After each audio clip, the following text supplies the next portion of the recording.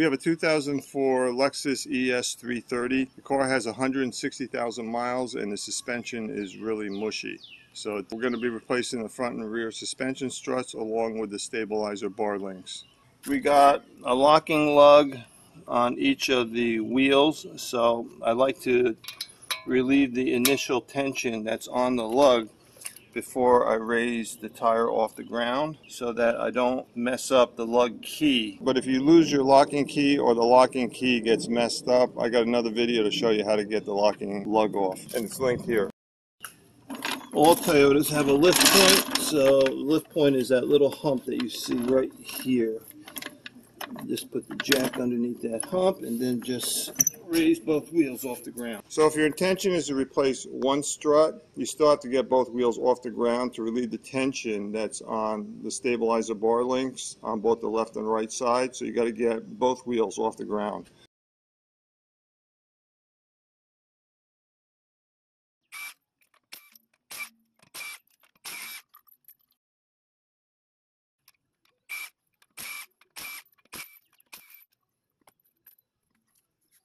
So I put some penetrating oil on the studs of the sway bar links.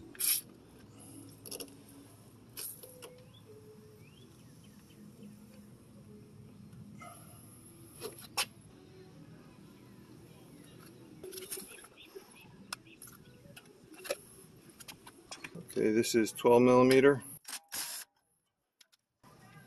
And this is 10 millimeter.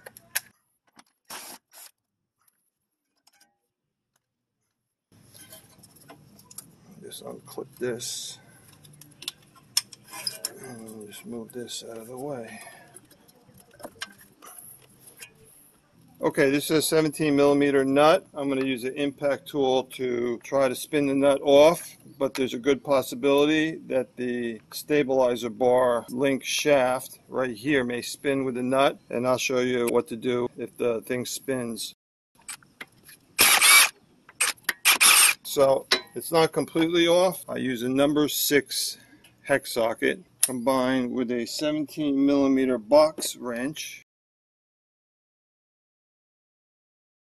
I'm going to put this into the shaft here, make sure it's in there good and square, and just turn clockwise. And there you go.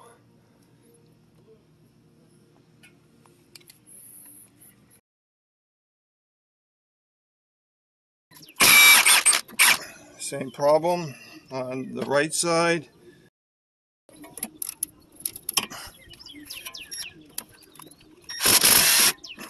There we go.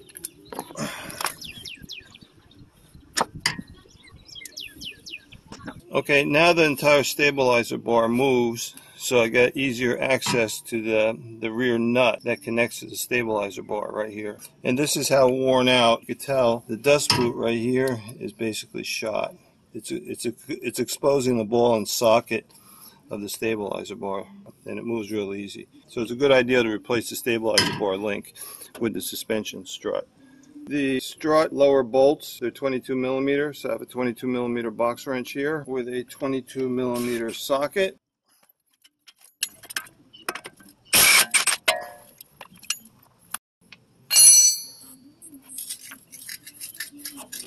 Okay. Now, another way of getting this bolt out is just use the impact gun.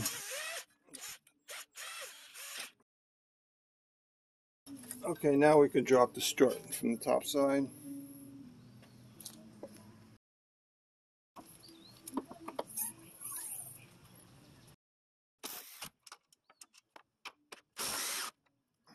Now, I just don't want it to drop down real hard.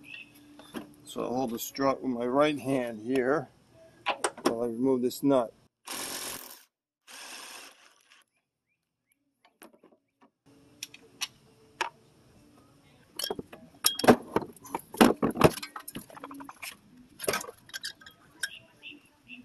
Okay, now we got easier access to the bottom portion of the stabilizer bar link right here.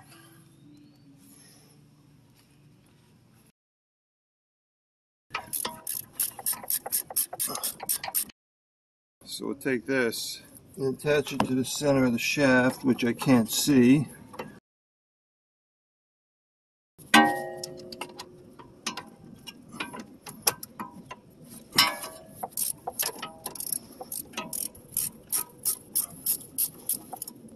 Okay, that's hand loose now.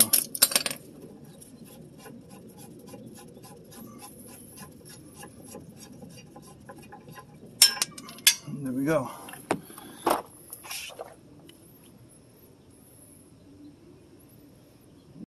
Okay, here's the old one. We're comparing it to the new one. We're making sure the length is the same.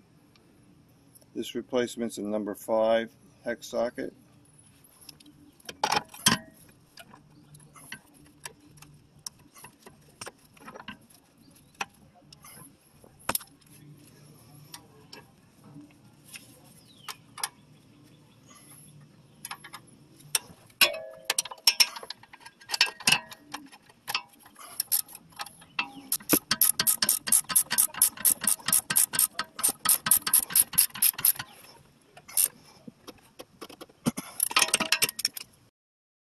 Okay, make sure that you got the correct strut for the left side. So over here, the part number right there says L.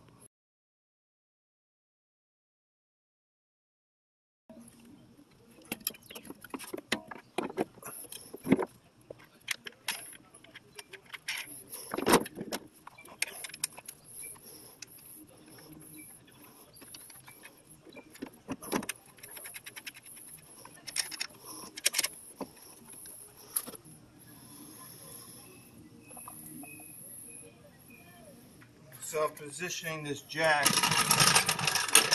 underneath the lower control arm.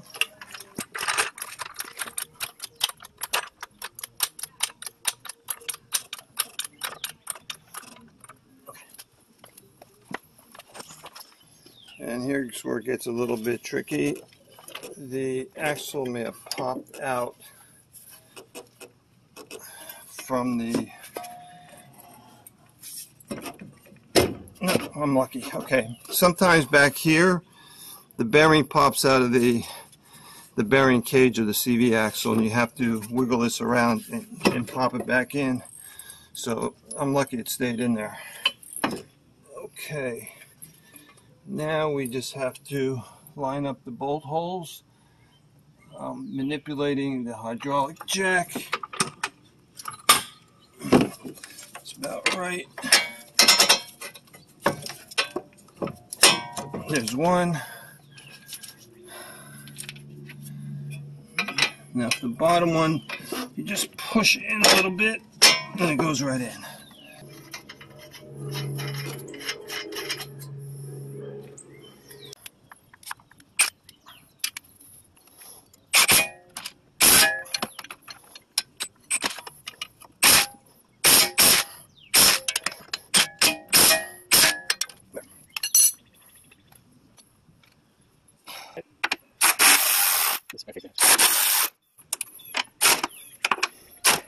So I'll just put here.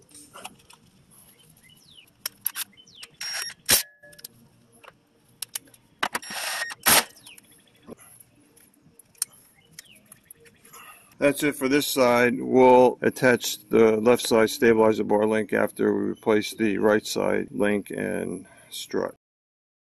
Okay, we replaced the right side strut, so now we're able to hook up the stabilizer bar links. So since other side's detached, we can move this up and down real easy.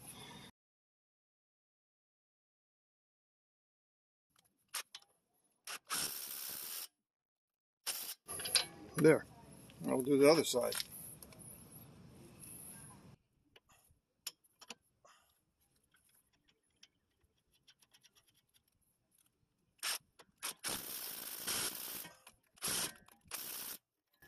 Oh boy, this one's spinning, so we got to do it manually.